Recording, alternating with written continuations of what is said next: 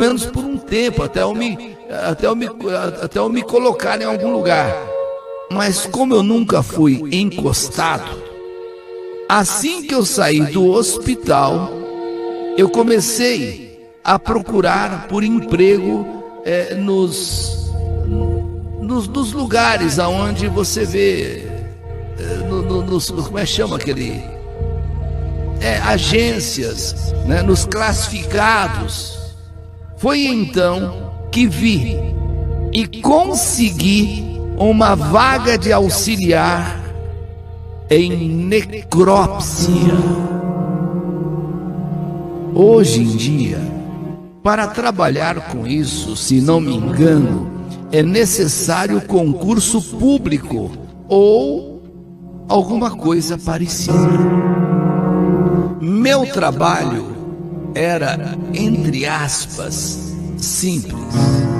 Era locomover os cadáveres até os médicos legistas. Acho que qualquer pessoa imagina como é que é um instituto médico legal. Então o meu trabalho era, entre aspas, simples, era locomover, pegar os cadáveres e levá-los até os médicos legistas.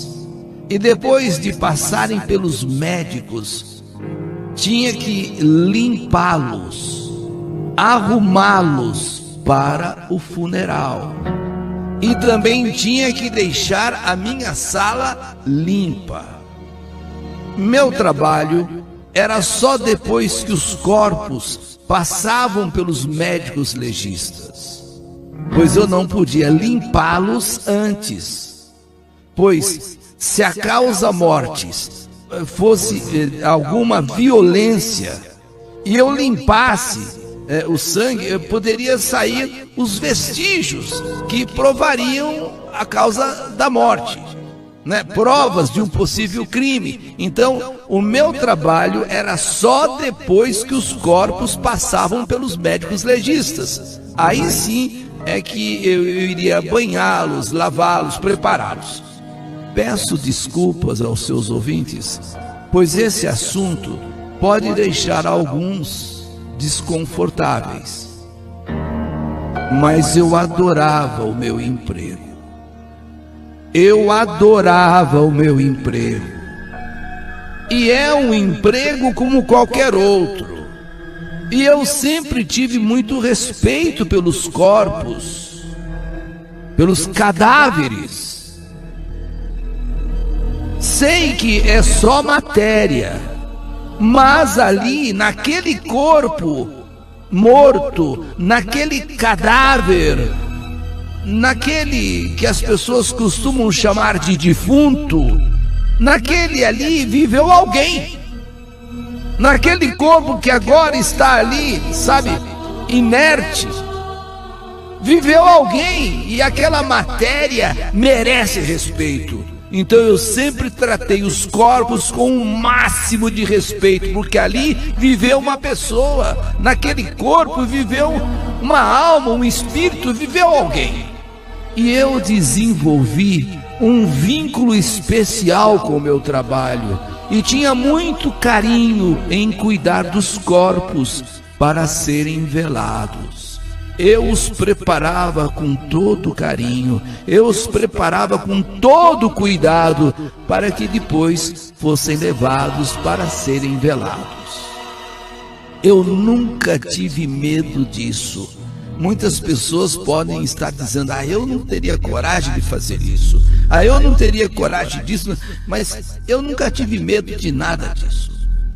Eu iniciava o meu turno às 22 horas, ou seja, 10 da noite, e ia até às 10 da manhã do outro dia, do dia seguinte. E confesso que eu não ganhava mal, não. Era um horário tranquilo, a hora passava rápido. Eu chegava em casa, isso já às 10 horas da manhã, fazia um café, cuidava da minha amada cachorrinha, que eu chamava de filha. cuidava da minha casa, tirava um cochilo e depois acordava. Eu era muito, muito feliz na minha vida simples, como auxiliar de necrópsia. Por eu trabalhar à noite, eu ganhava um pouco mais de quem trabalhava durante o dia, o tal do adicional noturno. E então, em 1999, depois de passar da experiência, eu passei a ganhar o que seria hoje, olha, vamos dizer assim, que o que seria em dia de hoje quase uns 5 mil. Mas não era o emprego dos sonhos. Porém, eu aprendi a gostar dele. Claro que no começo, nos primeiros dias, as primeiras vezes, as primeiras noites, eu me senti incomodado. Não era, como eu dizia, o emprego dos meus sonhos, mas aprendi a gostar dele, me sustentava, pagava meu aluguel tranquilo e ainda sobrava alguma coisa para eu guardar. Quando eu ia nas minhas folgas jogar um baralho no bar e tomar uma cerveja, os meus amigos tiravam sarro do meu trabalho e ainda se impressionavam de como eu gostava do meu emprego, mas eu não ligava. Eu gostava de lidar com corpos sem vida, cadáveres. Era uma coisa que eu aprendi a gostar. E esses meus amigos faziam piadinhas, mas eu entendo, esse tipo de emprego gera curiosidade nas pessoas. Por 15 anos eu fiquei nesse trabalho, 15 anos, e pretendia me aposentar nele. Só que tudo mudou em uma noite. Eram cerca de 3 horas da madrugada. 3 horas, 3h30 da madrugada. Eu estava empurrando um corpo em um carrinho. Aqueles carrinhos que se colocam o cadáver e você empurra. Eu estava empurrando então aquele corpo naquele carrinho e passei exatamente por uma das salas que eu cuidava. Em todas as portas tem uma janelinha. São várias salas para ficar vários corpos. Corpo de uma família, corpo de outra. Então são várias salas. E em cada sala, na porta, tem uma janelinha, aquele vidro, aquela janelinha de vidro. Então, para a pessoa olhar até para dentro, para ver se está tudo bem, né? Então você está passando pelo corredor, você olha naquela janelinha de vidro para ver se está tudo bem na sala, e é por uma questão de segurança. Entre essas salas, a de número 14. Eu então estou empurrando aquele carrinho com aquele corpo e eu tive a impressão que nesta sala de número 14 eu vi alguém de pé. Sabe, você vai passando assim, olhando, nunca tem nenhum problema, mas de repente eu passei e falei, peraí, parece que eu vi alguém de pé na sala 14. Eu tive a sensação, olha, eu tive a perfeita sensação de que tinha visto alguém de pé. Sabe quando você está olhando para frente, mas a sua visão periférica vê alguma coisa, você vê meio com o rabo do olho assim, sabe?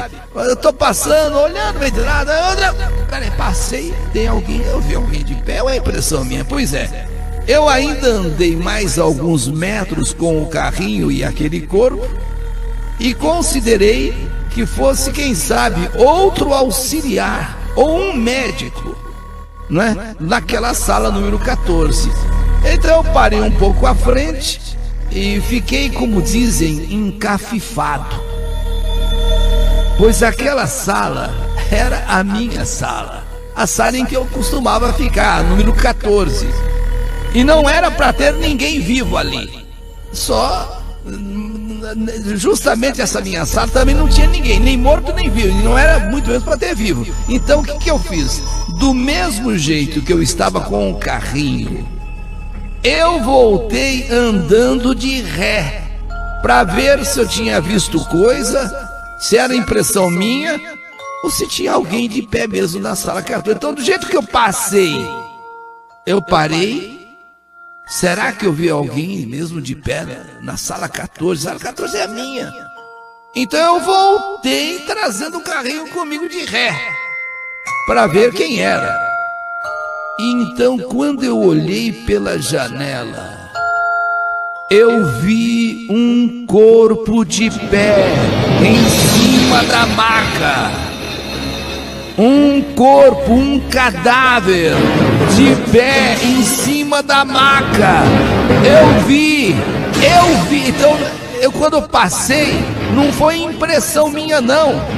Agora que eu voltei de ré para olhar direito, tinha alguém de pé sim, em cima da maca.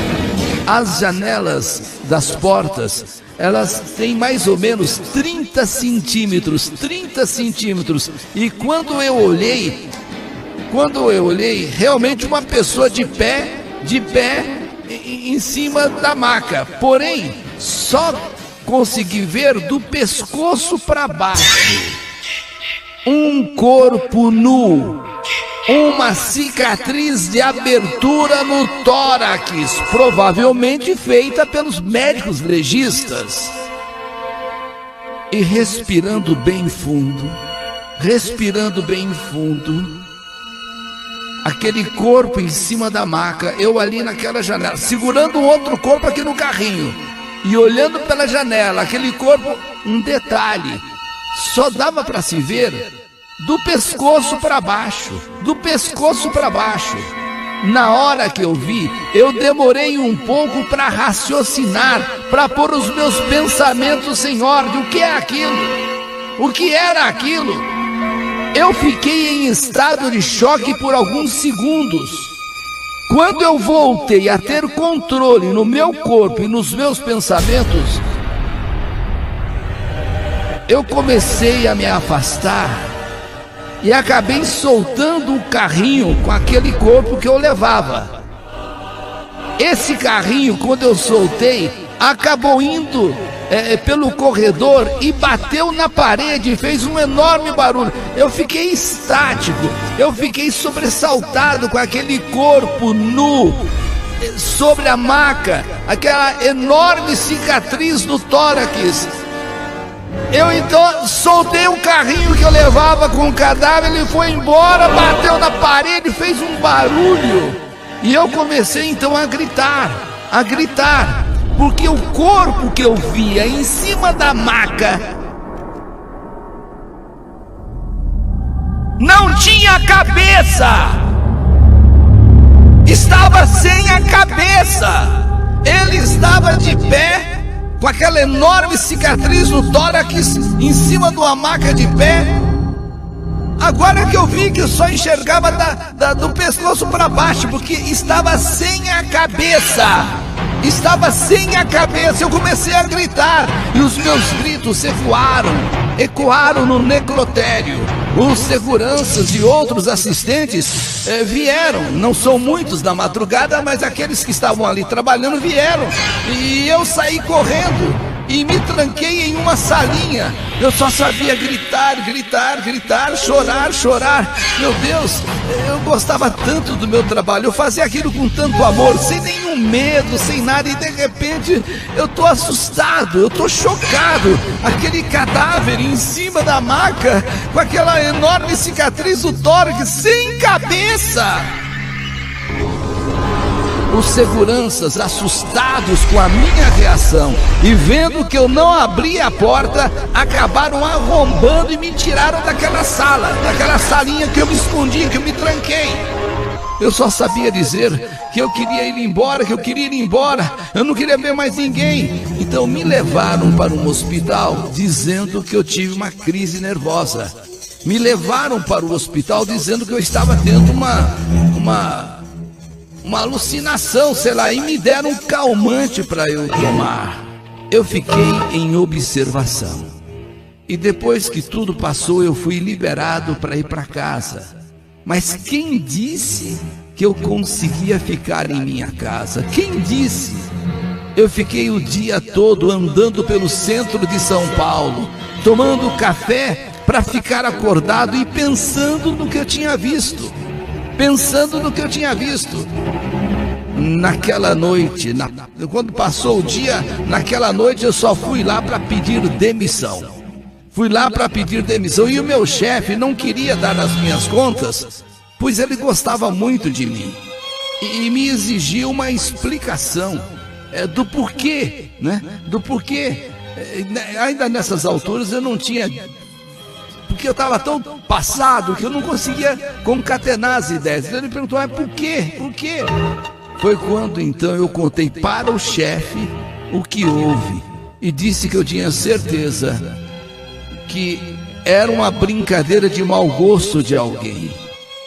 E se for, aliás, o chefe disse o seguinte: eu tenho certeza, quando eu contei para ele, ele disse, eu tenho certeza que foi uma brincadeira de mau gosto de alguém. E se for mesmo uma brincadeira, eu demito o responsável por essa brincadeira agora. Mas eu quero que você permaneça no emprego, eu quero que você continue no serviço. Não, eu não quero. Então ele solicitou as filmagens da madrugada. Alguém fez alguma brincadeira. Colocou aquele corpo sem cabeça em cima da maca e era para me assustar, talvez, sei lá. Bom, visto as imagens da câmera, no momento em que eu comecei a gritar, viram que não tinha absolutamente nada de diferente, nada do que eu havia visto.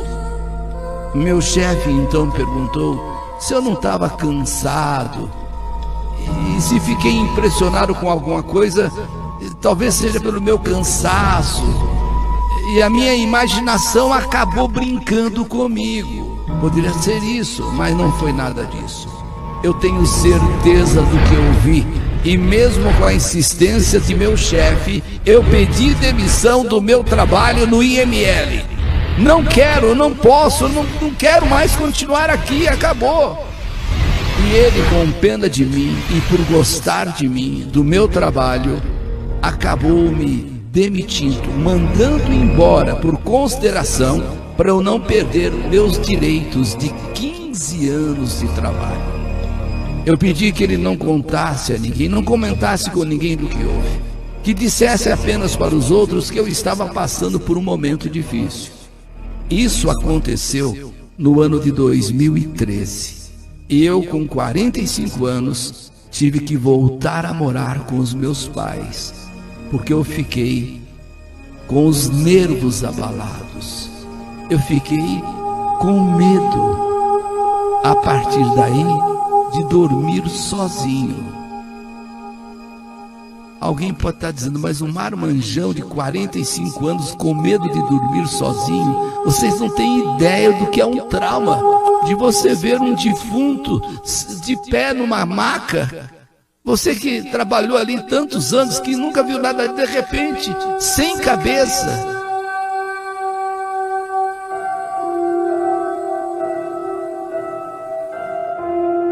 Para mim, foi uma vergonha voltar para a casa dos meus pais, por não conseguir mais dormir sozinho. Um marmanjo de 45 anos tendo que voltar a morar por medo com os pais. Mas eu sei bem o que eu vi naquela noite. Eu fiz tratamento psiquiátrico. Eu fiz 8 anos de terapia. Passei até por um teste de esquizofrenia paranoide. Sim, eu fiz um teste de esquizofrenia paranoide e deu negativo. Me perdoem a todos, mas sinceramente, eu preferia ser esquizofrênico, pois assim pelo menos eu justificaria o que eu vi naquela noite. Hoje, com 55 anos, 10 anos depois, consegui voltar a ter coragem de morar sozinho. Abri um pequeno negócio de pimentas, todo tipo de pimenta, com o dinheiro da rescisão. Minha cachorrinha faleceu, eu adotei outro para me fazer companhia. Eu não sei o que houve naquela noite. mas eu oro por aquela alma, porque o que eu senti na hora não foi boa coisa. Não sei se meus pais, que foram um dos únicos que comentei sobre o assunto, acreditam em mim. Não sei se os ouvintes que estão acompanhando essa minha história acreditam que agora são as outras pessoas que sabem o que aconteceu comigo naquela noite, naquela madrugada. Fico triste de ter ido embora do meu emprego, que eu tanto gostava, mas depois disso eu não tinha como. Eu tinha que sair dali. Eu sou Teodósio Piedade, de 50 anos, aqui da Chácara Clabim, de onde eu mando a minha história.